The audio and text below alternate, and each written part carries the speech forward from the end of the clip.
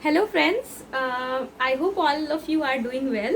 And मेरी बेटी आज एक्चुअली थोड़ी स्लीपी है, बट मुझे ही वीडियो रिकॉर्ड करना था तो मैंने उसको भी अपने साथ ले लिया है और वो भी आ गई है हमारे साथ वीडियो शूट करने के लिए। से हाय टू एवरीवन।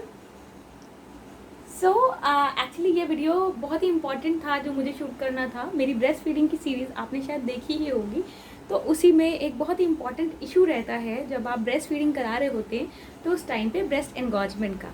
तो मैं ये वीडियो डिले नहीं करना चाहती थी क्योंकि कुछ ही दिन पहले मैंने एक वीडियो डाला था related to nipple care during breast feeding, और मैं आगे और भी वीडियोस लाना चाह रही थी related to breast care during breast feeding. तो उसी में से थोड़ी सी इन्फॉर्मेशन आपको मैं देना चाहती हूँ यहाँ पे।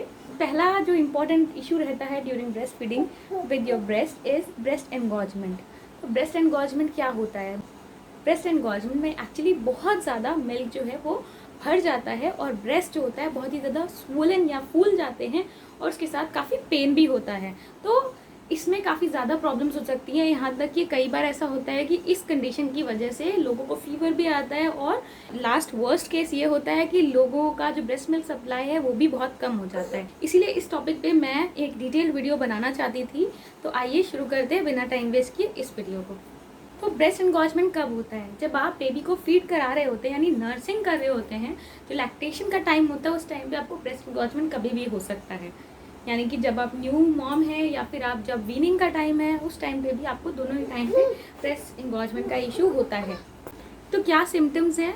सिम्टम्स बहुत ही सिंपल कि आपकी जो ब्रेस्ट है बहुत ही ज़्यादा सोलन रहेंगे और उसके साथ में उसमें फ्लूइड भर जाता है और वो बहुत टाइट हो जाते हैं, बहुत ही हार्ड हो जाते हैं, और उसके बाद आपको जो उसके निपल्स होते हैं वो फ्लैटेंड हो जाते हैं और बहुत ही ज़्यादा हार्ड हो जाते हैं। तो ऐसा क्यों होता है? क्योंकि जो एनगॉर्जमेंट के टाइम पे जो मिल्क है वो कुछ ज़्यादा ही भर जाता है और जो बेबी होता है वो मिल्क कंज्यूम नहीं कर रहा होता है। ब्लड का जो फ्लूइड होता है वो आपके ब्रेस्ट के टिश्यूज में पास हो जाता है और उसकी वजह से काफ़ी प्रॉब्लम होती है। ब्रेस्ट मिल्क प्रोड्यूस करने वाले सेल्स होते हैं वो भी डैमेज हो सकते हैं। इसीलिए बहुत ज़्यादा ज़रूरी है कि आप इन सारी सिम्टम्स को बहुत अच्छे से नोट करें और अगर ऐसा कुछ भी होता है तो अपने डॉक्टर को कंसल्ट करें।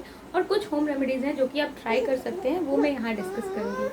एनगॉर्जमेंट की वजह से अक्सर लोगों को फीवर आने लग जाता है, बहुत ही मतलब बहुत ज़्यादा फीवर तो नहीं, बट हाँ हल्का फुल्का फीवर आ जाता है। उसके साथ ही साथ आपके जो मिल्क डक्ट्स होते हैं वो भी क्लॉग्ड हो जाते हैं और बहुत ही ज़्यादा स्वेलिंग या बहुत ही ज़्यादा भारी या हैवी लगते हैं ब्रेस्ट। तो ये काफ़ी ज़्यादा प्रॉब्लम करते हैं, एक मदर को बहुत ही ज़्यादा डिस्कम्फर्ट प्रोवाइड करता है, साथ ही साथ पेन भी होता है। ब्रेस्ट के किसी एक पार्ट में बहुत सारा एक थक्का या फिर एक कह लीजिए लम्प टाइप का बन जाता है और वहाँ पे रेडनेस या हीट भी हो सकती है। तो क्या कॉजेज़ होते हैं? नंबर 1 कॉज है कि आपकी सप्लाई ज़्यादा है और बेबी उतना कंज्यूम नहीं कर रहा है, यानी कि इम्बैलेंस। जब आपकी सप्लाई में इम्बैलेंस, एक नई मॉम होती है उस टाइम पे क्या होता है कि आपका जो शुरुआत का जो मिल्क होता है वो कोलेस्ट्रम होता है, यानी कि वो नॉर्मल मिल्क जैसा नहीं होता, वो थोड़ा सा येलो और थिक सा होता है। लेकिन कुछ ही टाइम के बाद जब आपकी बॉडी को पता चल जाता है कि अब एक न्यूबॉर्न बॉर्न हो चुका है तो कुछ टाइम के बाद उसको फुल फ्लेजेड मिल्क की भी रिक्वायरमेंट है। तो जब आपकी body full fledged milk produce करना शुरू कर देती है तो उसके बाद क्या होता है कि उस ट्रांजिशन का जो फेज़ होता है वहाँ पे बहुत ज़्यादा चांसेस हैं कि आपको ब्रेस्ट एनगॉर्जमेंट हो सकता है। होता क्या है कि बॉडी को अभी एग्जैक्टली पता नहीं है कि बेबी के लिए कितना मिल्क प्रोड्यूस करना है, ये ट्रांजिशन का फेज़ होता है। तो उसी वजह से जब बेबी की और बॉडी की जो डिमांड एंड सप्लाई जब मीट होने के लिए एक पूरा स्टैब्लिश हो रहा होता है तो उस टाइम पे एनगॉर्जमेंट होना नॉर्मल है। इसी की तरह जब आप बेबी को वीन कर रहे हैं, यानी कि जब आप बेबी को दूध पिलाने से मना कर रहे हैं, आप रोकना चाहते हैं, जब आप 2 साल की या 1 साल की उम्र में जब ऐसा करते हैं या आप किसी भी एज में आप ऐसा करते हैं, तो उस टाइम पे भी आपकी जो बॉडी है उसको नहीं पता होता है कि आप बॉडी को रिक्वायरमेंट नहीं है ब्रेस्ट मिल्क प्रोड्यूस करने की, और वो नॉर्मल तरीके से ही ब्रेस्ट मिल्क प्रोड्यूस करती है। और जब वो बहुत ज़्यादा मिल्क जब प्रोड्यूस हो जाता है तो वो ब्रेस्ट में फुल हो जाता है, उसकी वजह से भी एनगॉर्जमेंट होता है। और इसी एनगॉर्जमेंट की वजह से कई बार होता है कि बेबी लैच नहीं कर पा रहा होता है क्योंकि बहुत ज़्यादा हार्ड हो गया होता है निपल्स और बेबी इतनी आसानी से सक नहीं कर पा रहा होता है, तो वो भी इसी वजह से होता है। ये भी एक प्रॉब्लम है जो एनगॉर्जमेंट की वजह से हो जाती है। और दूसरी जो प्रॉब्लम होती है जो बहुत ही कॉमन है वो ओडेमा की। ओडेमा यानी कि ब्रेस्ट के जो टिश्यूज होते हैं उनमें वाटर रिटेंशन हो जाता है और इस ओडेमा की वजह से आगे बहुत ज़्यादा प्रॉब्लम हो सकती है, जैसे कि सेल्स हैं जो कि ब्रेस्ट मिल्क को प्रोड्यूस कर रहे होते हैं उनको भी ये डिस्ट्रॉय करने का काम करता है। तो अल्टीमेटली आपकी मिल्क सप्लाई बहुत कम हो जाती है, इसीलिए आपको एनगॉर्जमेंट को फ़ौरन ट्रीट करना बहुत ज़रूरी है। और आप बार बार बेबी को फीड भी कराते हैं लेकिन बेबी का पेट नहीं भर पा रहा होता है क्योंकि वो ठीक से लैच नहीं कर पा रहा होता है। तो ये सारे कॉम्प्लिकेशंस को अवॉइड करने के लिए आपको एंगॉजमेंट पे ध्यान देना है और उसे ट्रीट करना है। इनसे भी बड़ी प्रॉब्लम हो जाती है कई बार, क्योंकि आपका जो लैचिंग ठीक से हो नहीं पा रही है और बार बार बेबी लैच करने की कोशिश कर रहा है, और इसी वजह से क्या होता है कि सोर निपल्स की भी प्रॉब्लम आपको देखने को मिलती है। और इसी तरीके से मिल्क का इन्फेक्शन भी हो जाता है जो कि मिल्क के ग्लैंड्स के अंदर हो जाता है, और वो ज़्यादा बड़ी प्रॉब्लम होती है। कई बार ऐसा भी होता है कि आपको ब्रेस्ट का ऑपरेशन कराना पड़ता है। तो उस लेवल तक ना जाएं, उससे पहले ही उसे पहचान ले और उसका ट्रीटमेंट करें। कैसे क्योर किया जाता है? ये ब्रेस्ट एनगॉजमेंट को क्योर करने का जनरली क्या होता है कि 1 से 2 डेज़ में अपने आप ही क्योर हो जाता है, और इसके जितने भी सिम्टम्स होते हैं अपने आप सबसाइड हो जाते हैं। और अगर 1 से 2 दिन में ये कम्प्लीटली इनगॉज ब्रेस्ट जो है वो ठीक नहीं होते हैं, हो सकता है आपको 1 से 2 दिन के बाद फीवर आए, तो आपको उस केस में डॉक्टर को कंसल्ट करना बहुत ज़रूरी है, क्योंकि आपके मिल्क डक्ट्स क्लॉग्ड हो सकते हैं और इन्फेक्शन भी हो सकता है। तो जो इसको रिजॉल्व करने का बेस्ट तरीका है वो क्या है? वो है कि आप बेबी को फीड कराएं। ब्रेस्ट मिल्क को आप जितना ज़्यादा पिलाएंगे उतना ज़्यादा आपको अच्छा रहेगा, आपके लिए, आपकी बॉडी के लिए और आपके इनगॉज ब्रेस्ट के लिए। जैसे जैसे आप फीड करते जाते हैं वैसे वैसे आपका जो फ्लूइड बिल्डअप है वो कम होता जाता है और आपकी ब्रेस्ट को बहुत ही ज़्यादा रिलैक्स फील होता है। What other remedies? तो रेमेडीज़ के लिए आपको ये जानना है कि जब आप प्रेग्नेंट हैं उस समय अगर आपके ब्रेस्ट इनगॉज्ड हो रहे हैं तो आपको एक्सप्रेशन को सजेस्ट नहीं किया जाता है या फिर निपल को स्टिमुलेट करने का भी सजेशन नहीं दिया जाता। रीज़न ये है कि अगर आप ऐसा करते हैं तो आपके लेबर्स अर्ली स्टार्ट हो सकते हैं, तो उस समय तो आप ये ट्राई नहीं कर सकते। बट अगर आप नर्स कर रहे हैं, यानी कि आपके पास ऑलरेडी आपका बेबी है, तो उस टाइम पे आप क्या कर सकते हैं? आप उस टाइम पे कुछ होम रेमेडीज़ ट्राई कर सकते हैं, जिनमें नंबर 1 रहेगा कि आप बेबी को ज़्यादा से ज़्यादा फीड करें। आपको जो फीडिंग करानी है वो डिमांड एंड सप्लाई पे करानी है, आपको किसी शेड्यूल को फॉलो नहीं करना है। और अगर आपको मान लीजिए फिर भी मिल्क सप्लाई ज़्यादा है और बेबी उतना कंज्यूम नहीं कर पा रहा है, तो आपको ब्रेस्ट मिल्क को हैंड एक्सप्रेस या फिर पंप के थ्रू एक्सप्रेस करना है। आपको प्रॉपर पोजीशंस ट्राई करनी है ताकि बेबी ठीक से लैच करे। आपको बेबी की लैचिंग को चेक करना है कि वो लैच कर पा रहे हैं या नहीं।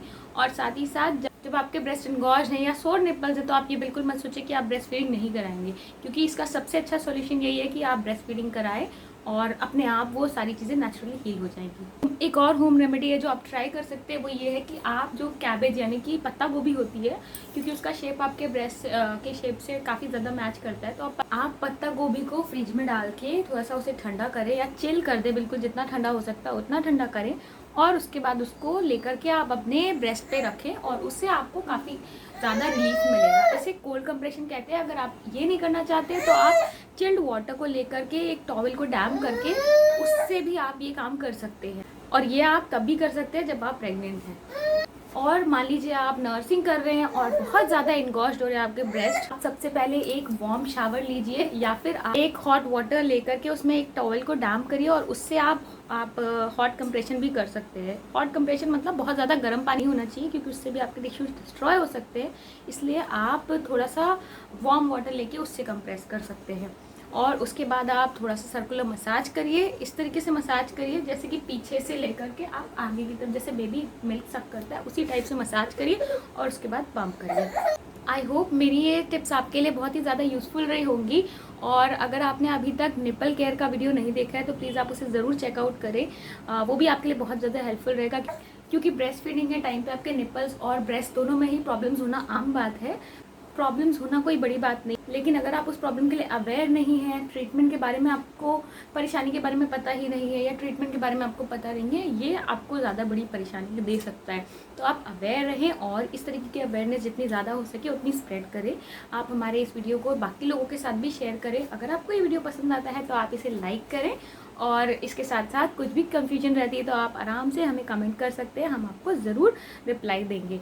और इसके साथ ही साथ आप हमारे चैनल को ज़रूर चेकआउट करें, उसमें बहुत सारे वीडियोज़ हैं जो कि बेबी केयर, प्रेगनेंसी, डिलीवरी से रिलेटेड हैं या फिर चाइल्ड केयर से रिलेटेड हैं। तो आप हमारे वीडियोज़ को रेगुलरली देखना चाहते हैं तो आप हमारे चैनल को सब्सक्राइब करें और नोटिफिकेशन बेल को ज़रूर दबाएं, क्योंकि जैसे ही अगर आप नोटिफिकेशन बेल दबाते हैं उसके बाद आपको जैसे ही हमारा कोई वीडियो अपलोड होगा वो तो आपको तुरंत इन्फॉर्मेशन जाती है और आप वो वीडियो मिस नहीं करेंगे, क्योंकि ये सारे वीडियोज़ आपके लिए बहुत ज़्यादा यूज़फुल है अगर आप एक प्रेग्नेंट या नई मदर हैं और इसके साथ ही साथ अगर आप होने वाली माँ हैं तो भी आपके लिए बहुत ज़्यादा यूज़फुल है, या आपकी जान पहचान में कोई ऐसी मदर है जो कि नई मदर है या फिर एक प्रेग्नेंट वुमन है, तो आप उसके साथ ज़रूर ज़्यादा से ज़्यादा शेयर करें।